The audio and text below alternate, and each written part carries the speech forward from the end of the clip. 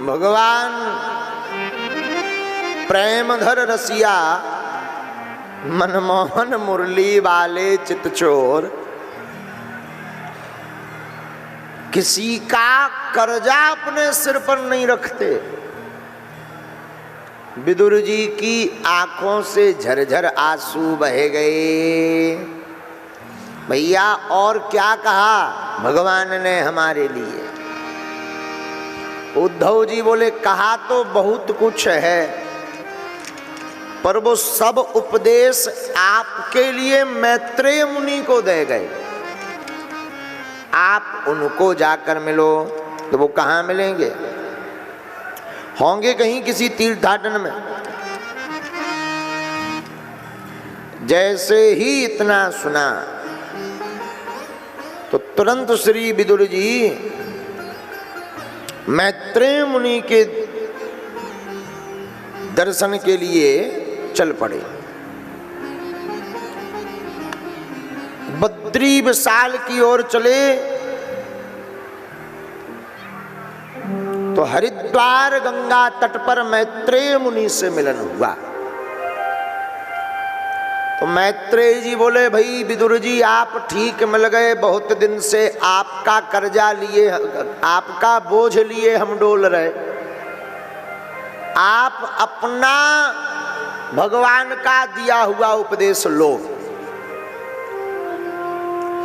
विदुर मुनि बोले महाराज उपदेश बाद में देना, पहले ये बताओ ये सुख और दुख क्या है। सुखाय कर्माणि करोति लोको नातहि सुखम वान्यदुपारमं वा विन्देत। भोपाली। सुखाय कर्माणि करोति लोको। आप बताइए ये सुख और दुख क्या है। यहां समझना विद्वान,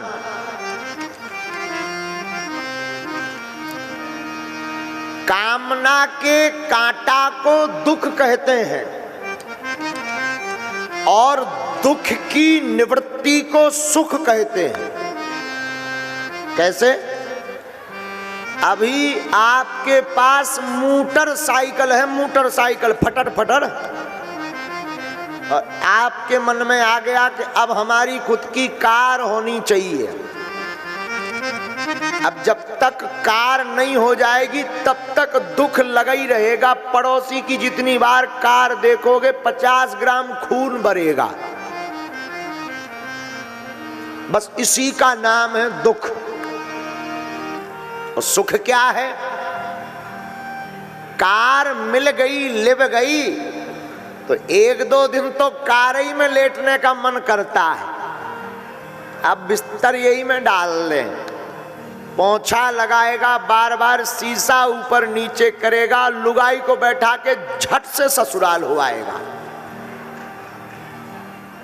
साले साहब से कहेगा बच्चों को रोक लेना, खरोंच ना लगा दे वरना 10,000 लगेगा, पैंट उधर जाएगा। नया लिए हैं, कितने में? 6 लाख लगे हैं। 6 लाख। ये सुख है। अच्छा दुख और सुख कुछ नहीं है। कामनाओं से मुक्त होकर के व्यक्ति जो जिंदगी जीता है वो आनंद है। कामना का कांटा लगाकर जो जिंदगी जीता है वो दुख है। और कामना पूर्ण हो जाए, कांटा निकल जाए, उसका नाम सुख है। ऐसे और समझो, दूसरे लेवल से समझो।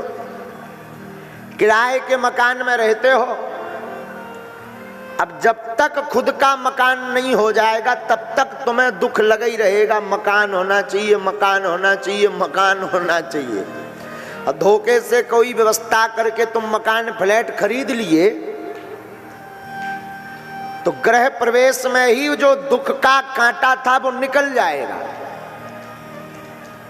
और फिर क्या? आप सुखी हो जाएंगे। कभी इस कमरे में लेटेंगे, कभी किचन में ही लेटने का मन करेगा। कभी चटकनी देखेंगे बढ़िया वाली मॉड्यूलर लगी कि नहीं, कभी पंखा देखेंगे ठीक है कि फिर छत पर चढ़ेंगे। किस किस का मकान दिखता है? हमारे मकान से किसका ऊंचा है? अब मकान लिप गया तो जो कांटा था वो निकल गया, सुखी हो गए, लेकिन तब तक गर्मी आ गई। अब एसी होना चाहिए। एक नया दुख शुरू हो गया, एसी चाहिए। एसी, गर्मी बहुत है, पसीना निकल आता है। अब एसी वेसी डीसी लग ही गई, और एसी लगी तो 18 नंबर पे पॉइंट पे एसी करके 2-3 दिन तो आदमी निकलते ही नहीं है नई नई एसी में।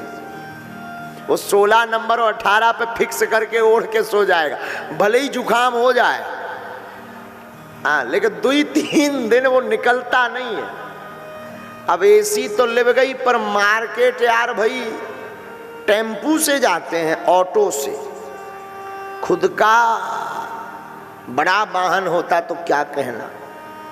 ये कामना के कांटे लगते जाते हैं, दुख कुछ नहीं है।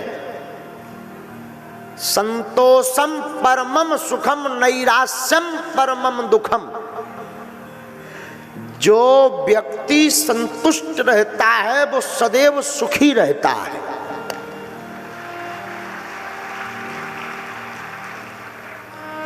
और जो व्यक्ति आशा रखता है कि ये बाबा जी हमको 2 रुपया दान दे देंगे, और बाबा जी ना दिए, सोई खून भर गया।